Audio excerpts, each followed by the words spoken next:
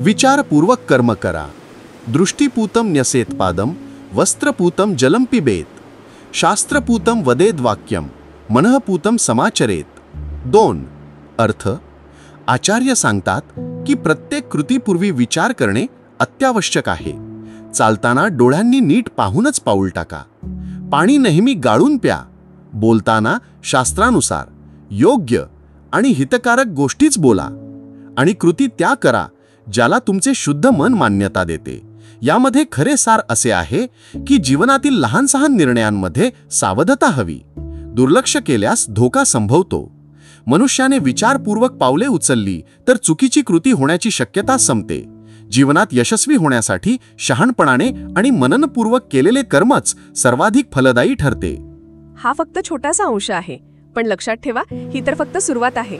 संपूर्ण video audio ऐकण्यासाठी खालील लिंकवर क्लिक करा आणि आमच्या चॅनलला सबस्क्राईब करायला विसरू नका.